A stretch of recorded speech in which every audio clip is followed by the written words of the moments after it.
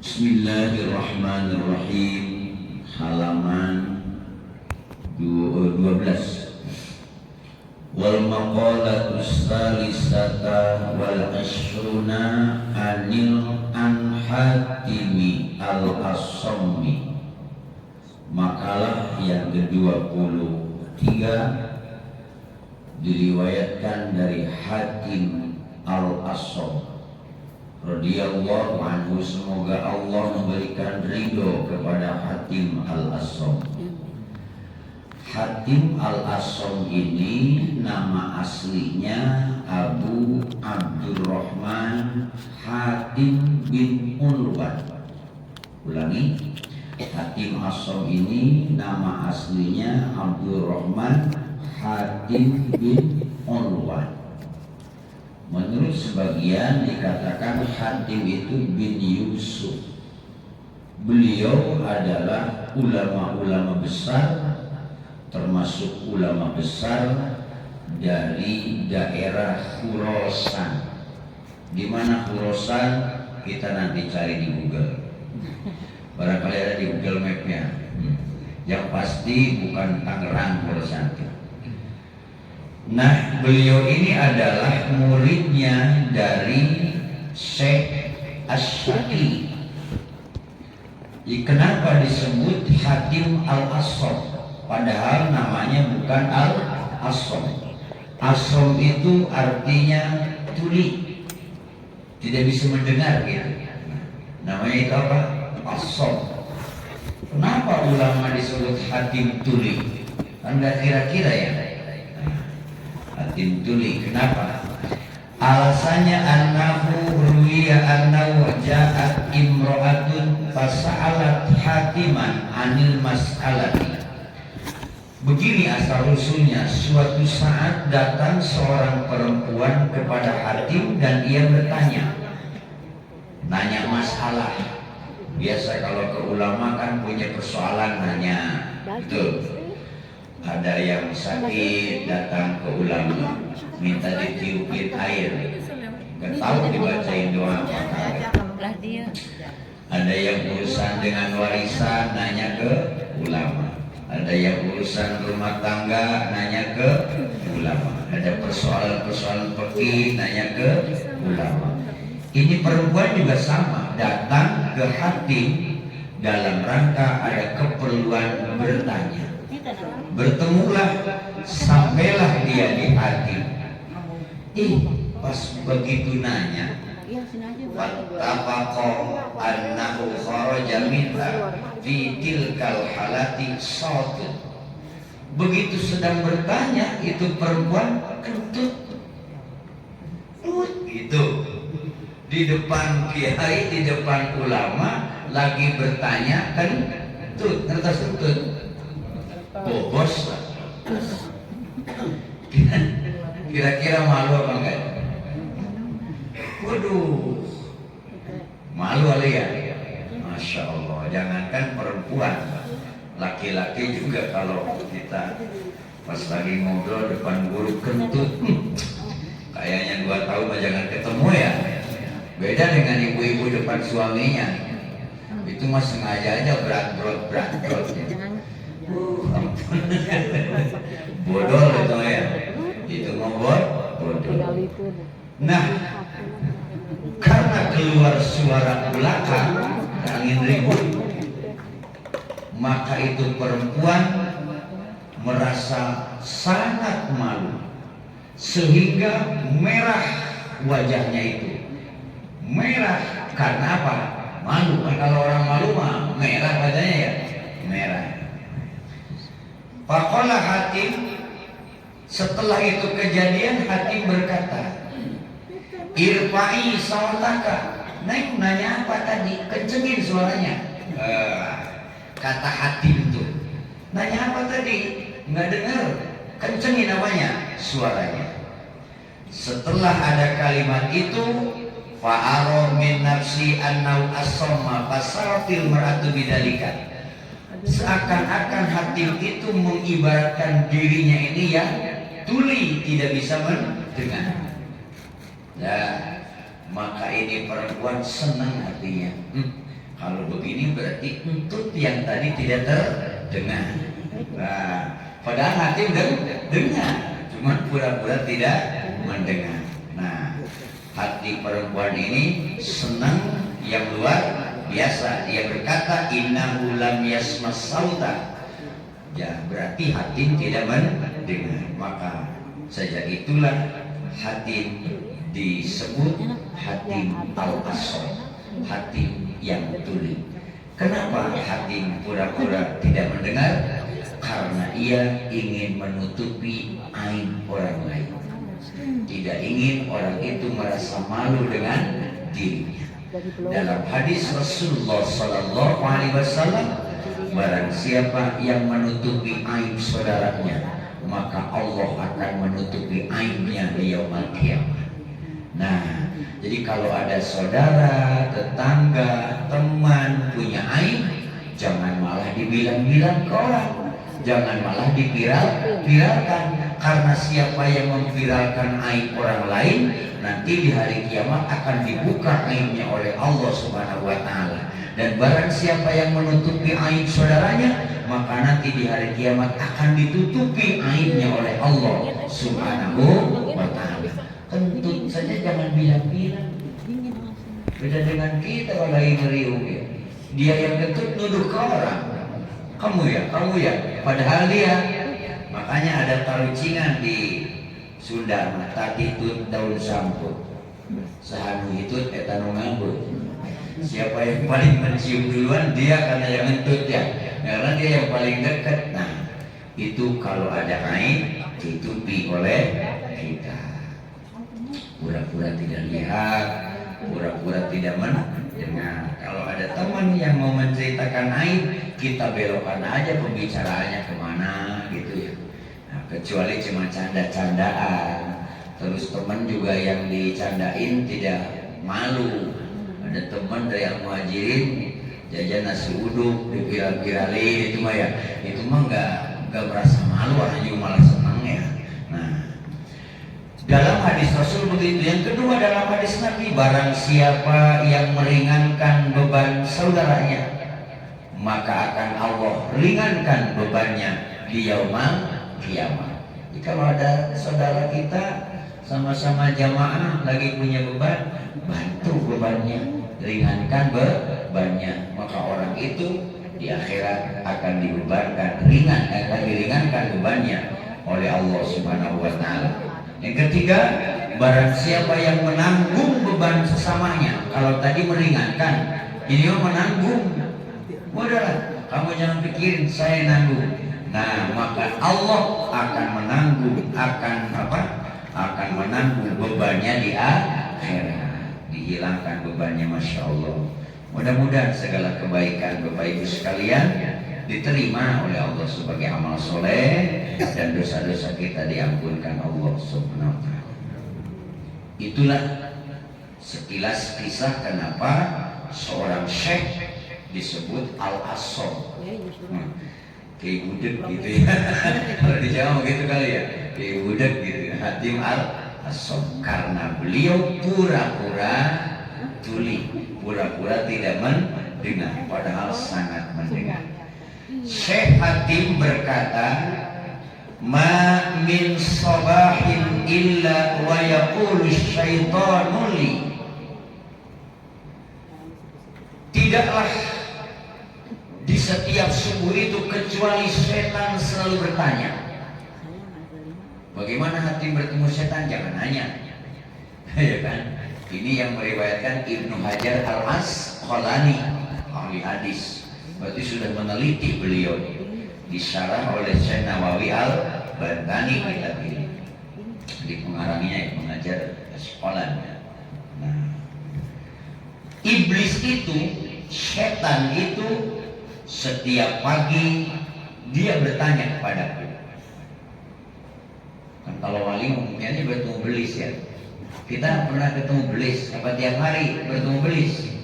Hah? Kan ada minal jinnati wanas. Belis itu ada dari manusia, ada dari jin. Yang dari jin enggak kelihatan, yang dari manusia ampun. Nah, na'udzubillah min. bertanya kepadaku, ma ta'kulu wa ma talbasu wa aina taskun. Ma ta'kulu, apa yang kau makan?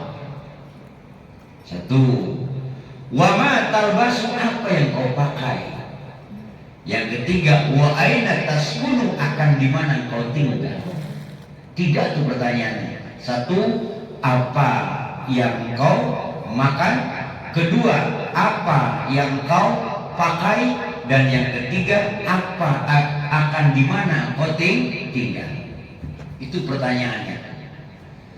Udah ada yang nanya ke kita. Ya ini diwakili aja Bang ini ya. Kemudian fa'aqulu lahu, kemudian aku berkata kepada setan. Kayaknya enak ya ketemu setan ya. Bisa nanya-nanya gitu. Kalau wali mau bisa ketemu ya. Yang pertama, akulul mauta. Aku memakan mati. Artinya apa? Ai aduku mararatil mauti.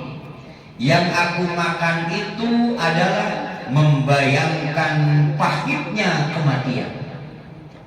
Jadi, kalau setan itu bertanya kepada hakim apa yang kau makan, dia tidak makan aku makan keju, aku makan roti, aku makan nasi, aku makan daging. Bukan itu. Tapi yang aku makan adalah membayangkan bagaimana pahitnya kematian. Kita bisa bayangkan apakah nikmat orang yang memakan nasi, makan daging, makan roti, makan gorengan ketika dia ingat dengan kematian?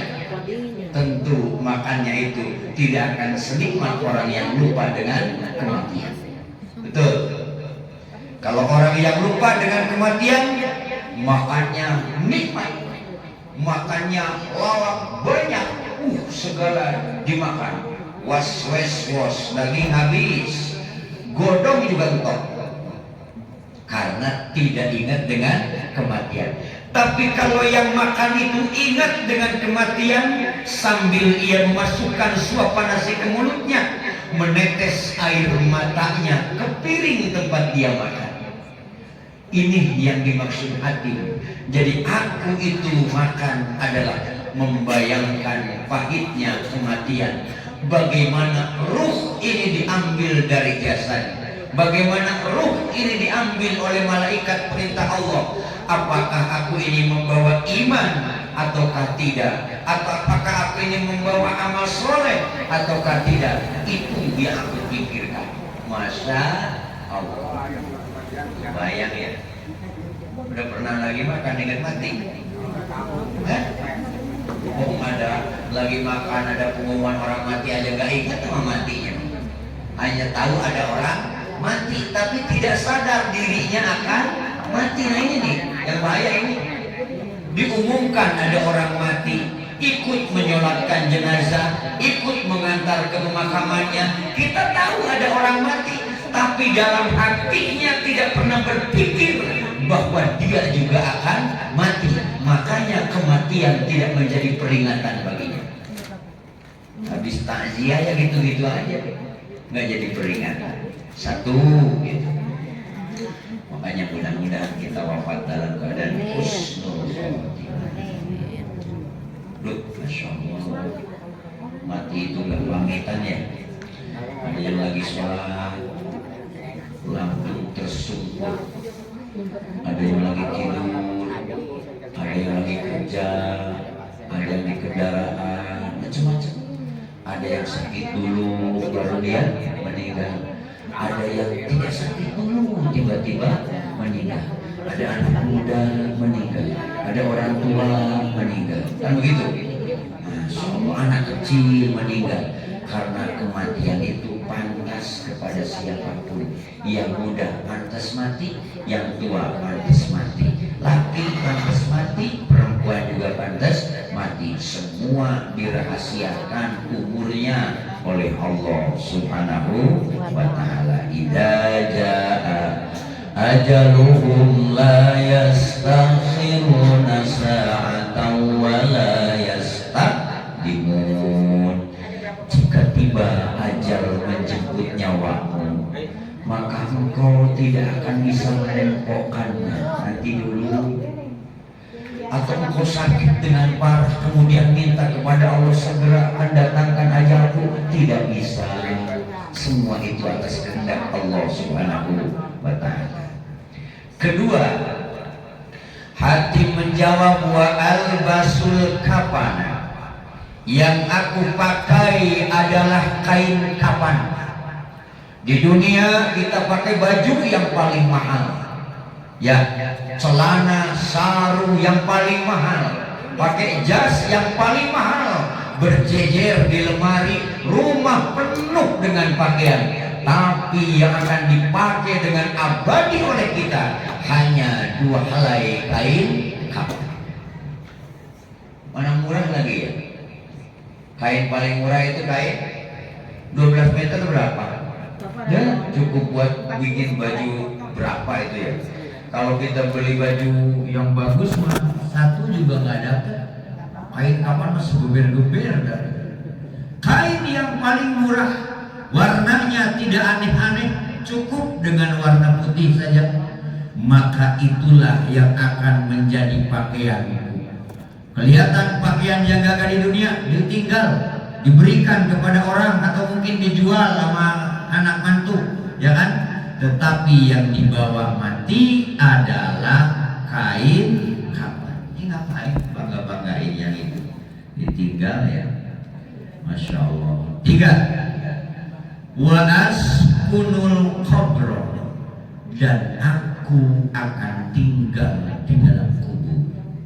Kata Hatim al-Asy, rumah mewah, gedung megah ditinggal, tanah yang luas ditinggal, yang akan menjadi tempat kita kurang 2 meter kali 1 meter.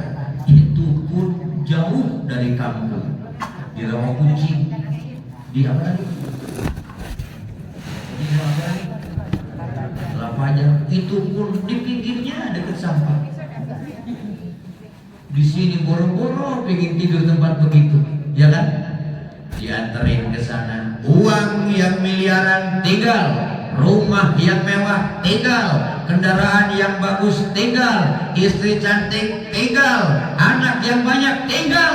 Semua akan kita tinggalkan dan kita hanya masuk ke liang lahat dengan 1 helai kain kafan ditambah kapas. Tidak ada lagi.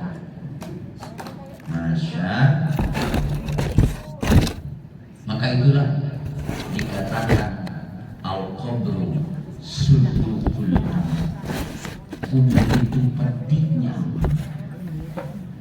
Apa yang dilakukan oleh dunia pertama akan dirasakan itu di dalam kubur. Baik itu kebaikan atau itu keburukan, pertama akan dirasakan itu di alam kubur. Robu asyaiton, maka lari ke birit-birit setan. Setelah tadi bertanya setan kepada Hatim dan dijawab oleh Hatim, aku ini makan merasakan pahitnya kematian. Pakaian yang aku pakai adalah kain kafan dan tempatnya akan aku tinggali adalah kuburan. Setelah mendengar itu, maka kaburlah itu setan. Orang ini mah gak bisa digoda, mending tinggal pergi aja. Lain mungkin dengan selain hati, pagi-pagi pengen makan apa, habis sholat subuh udah dibayangin nasi goreng, nasi uduk, wah ya kan. Pakaian mau pakai yang mana hari ini, baju yang mana, celana yang mana, kan begitu. Nanti mau tinggal di mana, rumah yang itu apa rumah yang, wah terus gitu. Hatim tidak, dipotong saja dengan 3 jawaban dan kabur terbirit-birit itu setan tanpa permisi. Itu wal maqalatur rabi'ata wal isruna, dan makalah yang ke-24 anin Nabi sallallahu alaihi wasallam, man kharaja min zullil ma'siyati ila izzit ta'ati agnahu Allah ta'ala min ghairi malin wa ayyadahu min ghairi jundin wa a'azzahu min ghairi ashirati. Rasulullah sallallahu alaihi wasallam bersabda, barang siapa yang meninggalkan kehinaan maksiat ila izzi ta'ati, kepada kemuliaan taat. Yang dimaksud dikatakan maksiat itu hina dan taat itu mulia, ada min idhafati sifatil lil mausufi, ini adalah menyandarkan, mengidopatkan sifat kepada barang yang disifati. Ai min tarkil maksiati ila tasiru dalilan wa amalut taati ila tasiru azijan. Bahwasanya orang yang meninggalkan maksiat, yang maksiat itu menyebabkan dirinya hina, wa amalat taat, dan berbuat taat itu menyebabkan dirinya menjadi mulia. Ulangi, disebutnya bahwa maksiat itu hina karena orang yang berbuat maksiat menyebabkan dirinya itu hina. Contoh zina umpamanya, kata dia kan apa hinanya zina, duit gua, tidur juga di hotel. Tetapi itu mengakibatkan hina di hadapan Allah Subhanahu wa ta'ala. Apalagi kalau ketahuan orang banyak, bisa hina, betul. Dua, bagaimana mungkin maksiat bisa disebut hina? Korupsi umpamanya, kan mobil juga mewah, rumah juga malah bagus, betul. Apakah hina? Hina karena orang korupsi ditunjuk oleh orang senegara, dia sebagai garong, dia sebagai pencuri, dia sebagai pengkhianat. Sekalipun duitnya banyak, tetapi hina di mata Allah dan hina dalam pandangan manusia. Disebutnya maksiat itu menyebabkan dirinya hina. Sedangkan taat menyebabkan dirinya itu mulia. Orang yang soleh, taat pada aturan agama, taat pada aturan negara, maka ia akan menjadi azizan, menjadi mulia, menjadi dihormati. Sekalipun tidak luhur pangkatnya, sekalipun tidak banyak hartanya, paling tidak orang segan dengan orang yang taat. Di kantor ada orang yang taat banget pada aturan, dia taat kepada Allah, taat kepada negara, mau disuap juga tidak mau, yang mau nyuap juga menjadi malu. Artinya terhormat. Jelas? Nah, jadi maksiat menyebabkan pelakunya menjadi hina, sedangkan taat menyebabkan pelakunya menjadi mulia. Orang yang meninggalkan maksiat dan ia menuju kepada taat, aghnahullahu ta'ala min ghairi malin, Allah akan memperkaya dia tanpa harus ada harta. Allah akan memberikan kekayaan kepadanya min ghairi malin, tanpa harta, kaya hatinya. Karena yang paling penting itu kaya apa? Hati. Masya Allah, ada orang yang hidupnya pas-pasan. Pas-pasan tuh pas mau makan ada gitu, pas harus bayar listrik ada, itu pas-pasan namanya ya. Ya kan? Cukup tapi hanya itu, tidak bisa lebih, boro-boro nabung. Pas dia, gaji sebulan itu pas dengan pengeluaran sebulan. Tapi dia bahagia, tapi dia bersyukur kepada Allah, tapi dia masih berbuat apa? Taat, karena hatinya merasa cukup dengan apa yang diberikan Allah Subhanahu wa ta'ala. Tak terdengar kalimat-kalimat keluhan, tak terdengar kalimat-kalimat sedih yang keluar dari mulutnya. Ada apa? Karena Allah memperkaya hatinya tanpa harus ada harta. Ada lagi orang duit banyak, harta banyak, meringis saja. Ada yang begitu. Dah dulu aja, ke kiri dah, ke kanan duh, ke depan jeduk, ke belakang jedot. Padahal segala ada, segala punya. Kenapa? Karena Allah sempitkan hatinya, sehingga harta yang berlimpah dia tidak merasa cukup, rasanya kurang terus. Maka akhirnya tak ada syukur kepada Allah Subhanahu wa ta'ala. Na'udzubillahi min dzalik. Apa alasannya ada orang begitu? Karena waman a'rada an dzikri fa inna lahu ma'isyatan dhanka. Dalam surat Toha, barang siapa berpaling dariku, tidak mengingat kepadaku, berpaling dariku, tidak mengikuti aturan kitabku, berpaling dariku, tidak berbuat taat kepadaku, fa inna lahu ma'isyatan dhanka, mereka akan diberikan hati yang sempit, kehidupan yang rupak, kehidupan yang budak. Bukan tidak ada uang, tapi hati tidak diberikan ketenangan. Na'udzubillah. Oh, di majlis ya enak saja, nggak punya duit juga, nggak mikir banyak. Buktinya di masjid ngantuk aja. Iya kan? Pertanda tenang hati. Di rumah beras juga nggak punya, tapi tidak tinggal berjamaah. Tiba-tiba ketua DKM ngumumin setelah sholat kita tahlilan. Alhamdulillah di rumah nggak ada beras, minai sulayah nasi dapat berkah. Betul. Hari kedua bingung, nggak ada usaha, goncang kehidupan, tapi tidak membuat goncang keimanan. Dia tetap berangkat ngaji, dia tetap berangkat ibadah. Tiba-tiba ada yang ngajak apa lagi? Tahlilan. Makanya jangan dibubarin tahlilan. Lumayan mengurangi beban. Alhamdulillah. Tapi jangan banyak-banyak yang mati lah. Tahlil apa saja yang harus ada yang mati kan? Bisa dengan segala cara. Dah, itu ya. Taat membuat hati akan lega.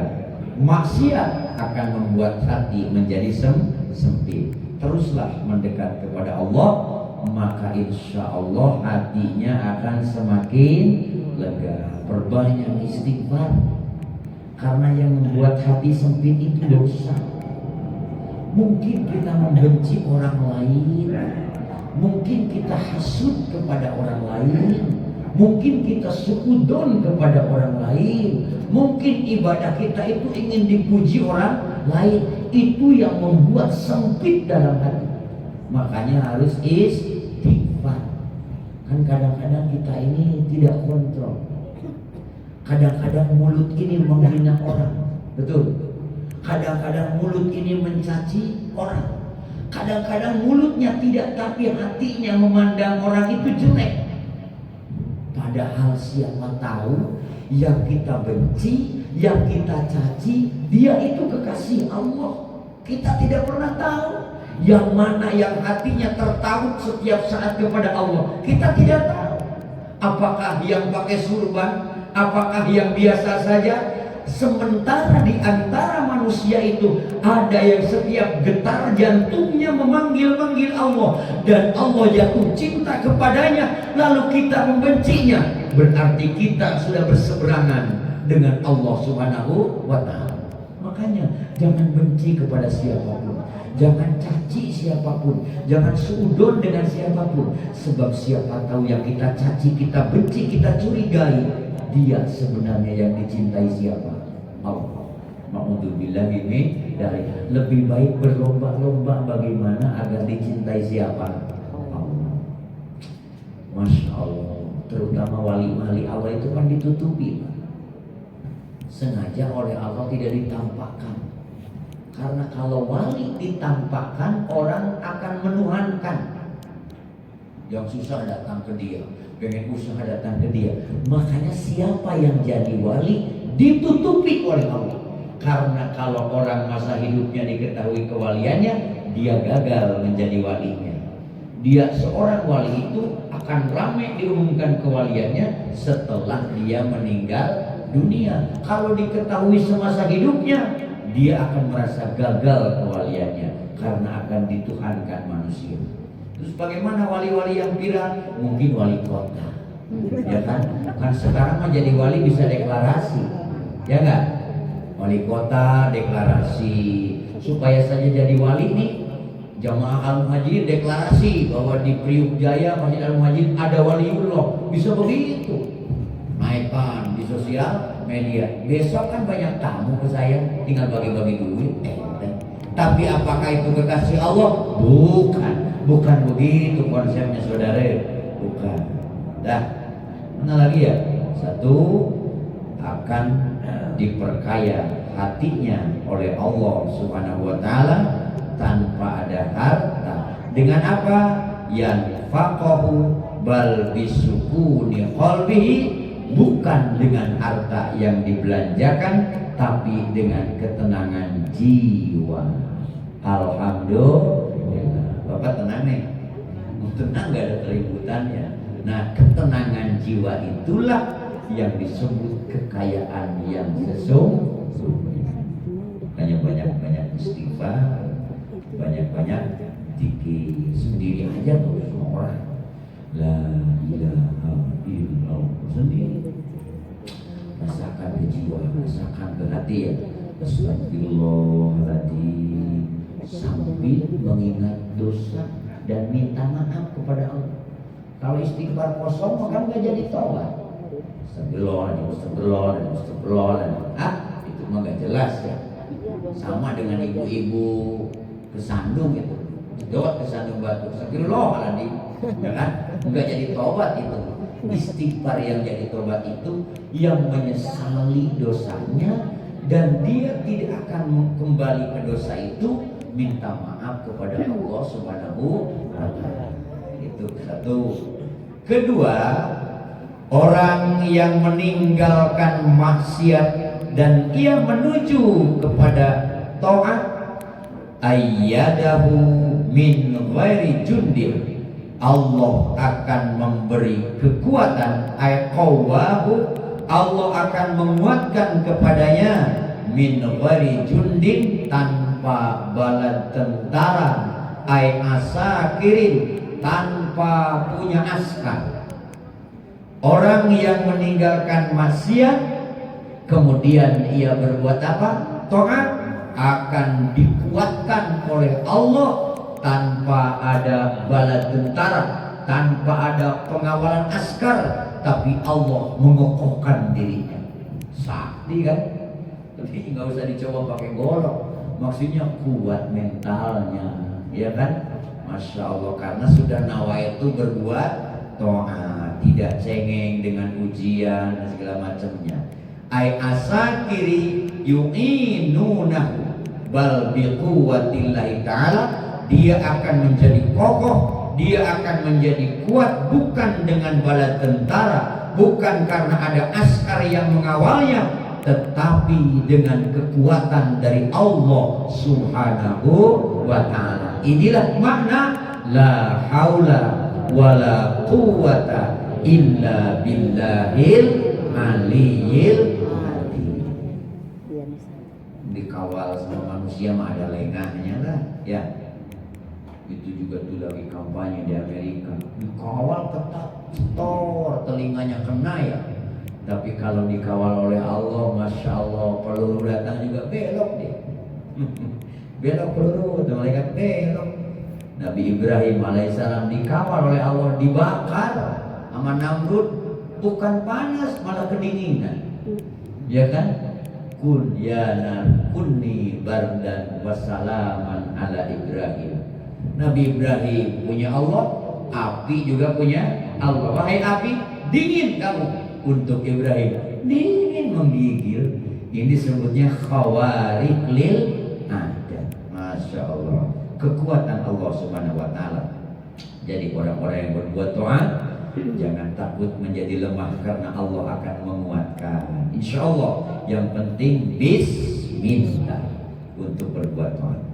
Ketiga, wa azzahu ay ghalabahu ala aduhi min ghairi asyiratin. Wa azzahu, dia Allah akan menggagahkannya. Azza itu gagah lah gitu ya, biar gampang. Ay ghalabahu ala aduhi, dia akan bisa mengalahkan musuh-musuhnya min ghairi asyiratin, tanpa pasukan, tanpa jamaah, tidak harus keroyokan dia. Yu'ashirunahu, yaitu orang-orang yang akan membantunya menjadi pasukannya. Lalu dengan apa dia menjadi gagah perkasa? Bal binasrillahi ta'ala, dengan pertolongan Allah subhanahu wa ta'ala. Ala inna nasrallahi qarib, pertolongan Allah itu dekat kepada orang-orang yang takwa kepada Allah subhanahu wa ta'ala. Ya. Satu lagi, wal maqalatul khamisata wal isruna. Enggak terus ya kan? Nasi uduknya juga belum matang. Yang ke-25, ruwiya annahu alaihi salatu wassalam, sesungguhnya Nabi sallallahu alaihi wasallam kharaja data yaumin, beliau keluar suatu hari. Ala ashabihi, pagi hari Nabi keluar keliling ke sahabat-sahabat. Jadi begitu tuh kelakuan siapa? Rasulullah kalau pagi kontrol sahabat. Pada KM dulu keliling nih, takut ada sahabat gak punya rokok ya. Ada yang belum sarapan, kira-kira begitu ya. Siapa aja kita boleh tuh keliling, pura-pura jalan pagi. Nawaitunya kalau jalan pagi udah dibilangin susah sih. Bapak ini jalan paginya olahraga doang, gak usah olahraga jauh-jauh, keliling gang.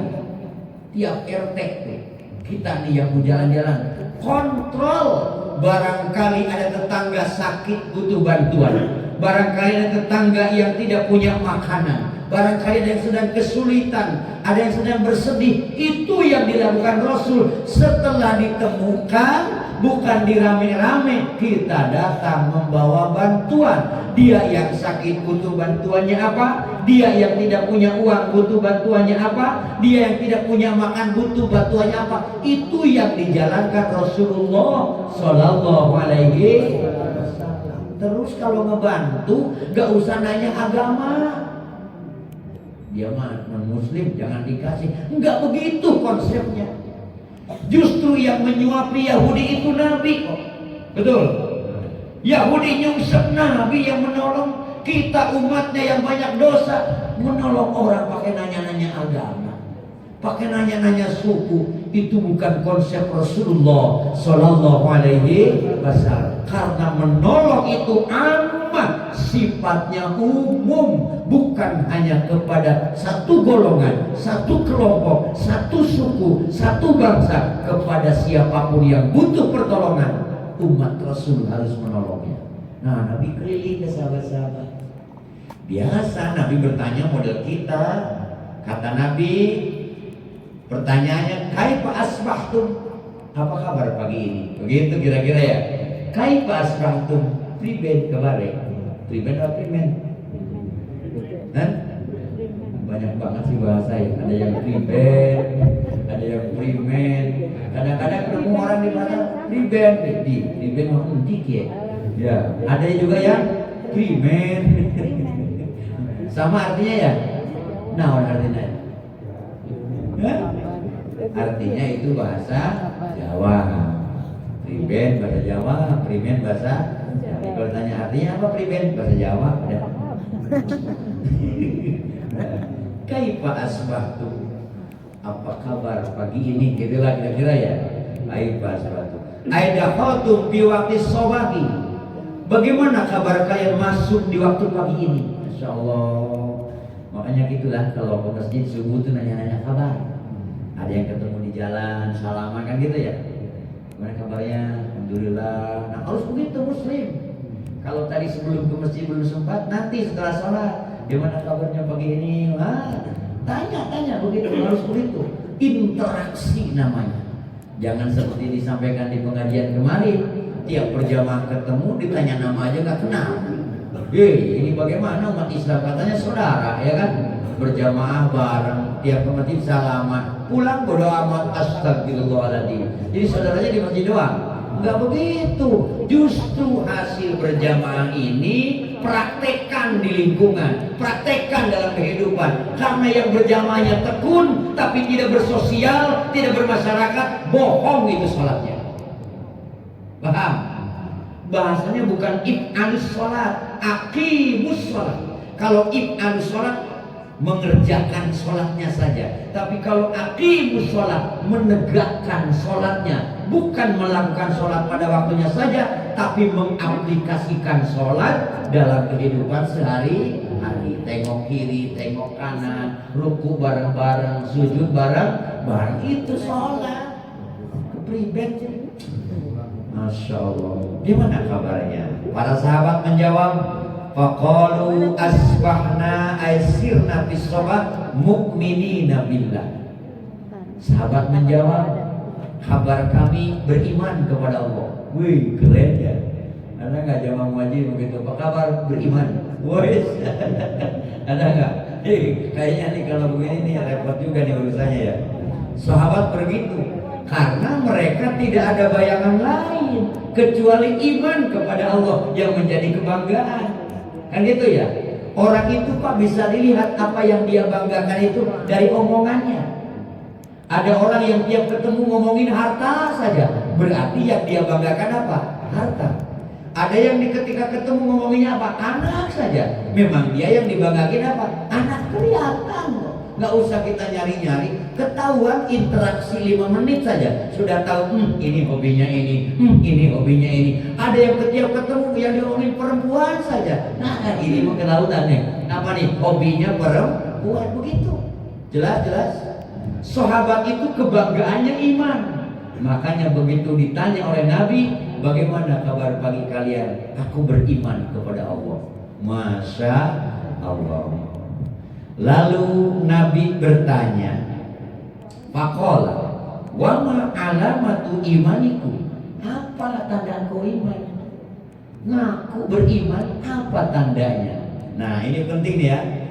Kata Nabi, apa tanda iman kalian kepada Allah? Wa ma alamatu imanikum? Apa alamat iman kalian? Qalu, para sahabat menjawab, nasbiru alal bala wa nashkuru alal raha wa nardo biqada. 3 saja. Yang pertama, aku sabar atas pahitnya ujian. Ujian kepada sahabat itu, ujian kita mah apaan? Gak ada apa-apanya. Paling diuji ke masjid hujan, ya kan? Paling diuji mau ngaji sakit pinggang. Sahabat itu dilempar batu, ya kan? Diuber-uber orang kafir Mekah. Ada yang sampai diboikot ekonominya. Ada yang sampai ditarik dengan kuda sampai rusak badannya karena mempertahankan apa? Iman. Kita mempertahankan iman untuk berjamaah, untuk ngaji, untuk bersedekah, berbuat baik, ribet luar biasa. Sahabat sampai terancam nyawanya mempertahankan keimanan. Apa tandanya? Yang pertama kata sahabat, sabar menghadapi pedihnya ujian, pahitnya ujian, minallahi, dari Allah Subhanahu wa ta'ala. Jadi satu orang yang sabar menerima ujian harta, ujian penyakit, ujian disakiti dan lain sebagainya, maka itu bagian dari tandanya orang beriman. Karena musibatin, kecuali dari Allah Subhanahu wa ta'ala. Faminallah, tidaklah terjadi suatu musibah melainkan itu datang dari siapa? Allah. Yang kedua, wa nashkuru 'ala raha, dan bersyukur atas ketetapan kelapangan kehidupan. Maksudnya rizki, nikmat. Syukuri apa yang telah Allah berikan. Al-ittisa'u bil ma'isah, hidup leluasa, ekonomi lancar, badan sehat walafiat. Syukuri, itu adalah tandanya orang beriman. Musibah sabar, datang nikmat, syukur, itulah tanda beriman. Jadi kalau dia kena musibah, tidak menyalahkan orang lain. Kalau dia mendapatkan nikmat, tidak merasa dirinya hebat, karena dua-duanya dari siapa? Allah Subhanahu wa ta'ala. Dua. Yang ketiga, wa nardha bil qada'i, dan cirinya orang beriman adalah ridho atas ketetapan Allah Subhanahu wa ta'ala. Ayyul hukmul ilahi, ketetapan Allah di a'yanil mawjudati, dalam segala hal yang ada, alamah yang alaihi minal ahwal fil azal ilal abadi, termasuk dia itu ridho rezeki yang diberikan Allah, kehidupan sampai kepada kematian dia ridho, karena itu semua adalah ketetapan siapa? Allah Subhanahu wa ta'ala. Jadi lapang hatinya. Dapat duit banyak lapang, dapat duit sedikit juga lapang, karena yang ia lihat bukan jumlah duitnya, tapi yang memberinya. Paham? Coba begini sekarang, dikasih uang 1 juta sama musuh, dikasih 100.000 sama kekasih, nikmat yang mana? Aduh, Masya Allah, beda ya. Dikasih sapu tangan bodol saja, sampai dilempit, disimpan, tiap mau tidur diciumi. Zaman dulu makan pacaran pakai surat, itu suratnya enggak dibuang-buang, selipin di surat Yasin mah. Apa sih harganya? Karena yang memberinya itu kekasih.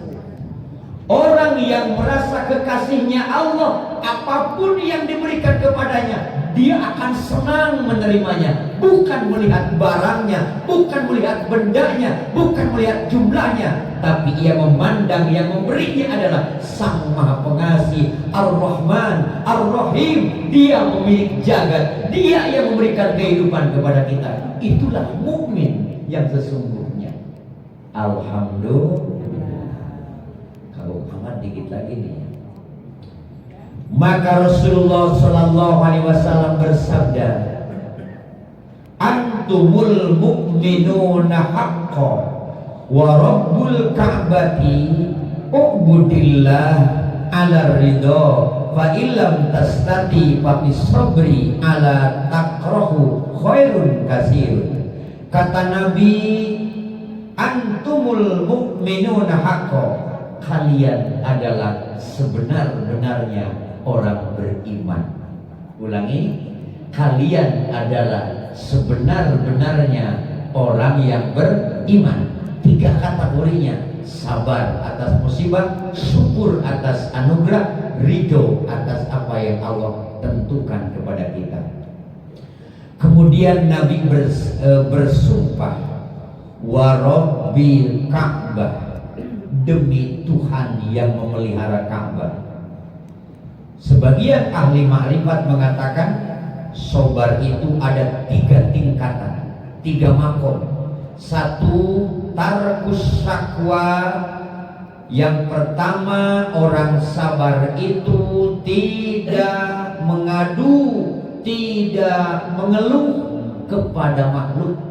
1. Jadi kalau dapat ujian, dia hanya mengadu kepada Allah, dia hanya mengeluh kepada Allah. Jamaah muhajir begitu ya. Kalau mendapat nikmat senyap, dapat musibah baru cerita. Jadi mau kebalik ya? Kebalik.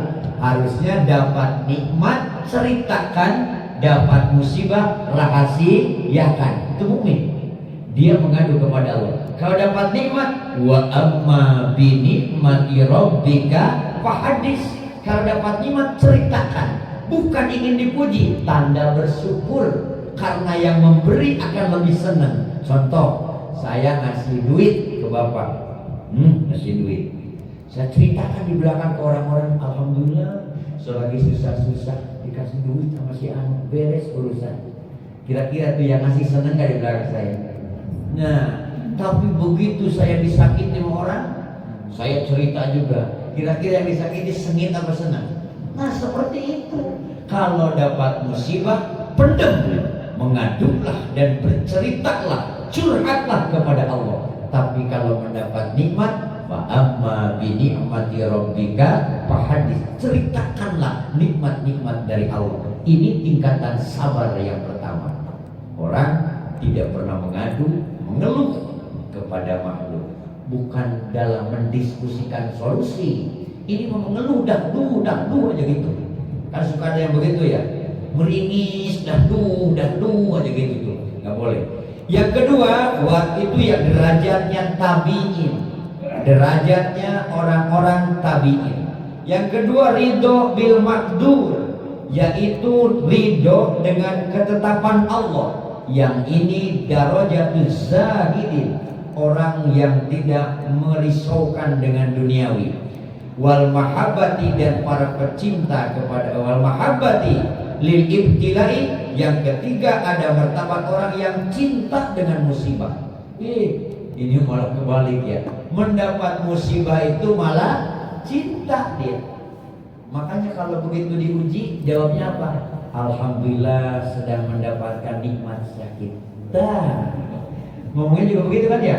Alhamdulillah sedang mendapatkan nikmat ujian. Kenapa? Karena dia cinta dengan ujian. Dia tahu setiap ujian itu berbuah pahala. Dia tahu setiap ujian itu akan ada pengganti yang luar biasa. Makanya dia ngomongnya alhamdulillah. Masya Allah.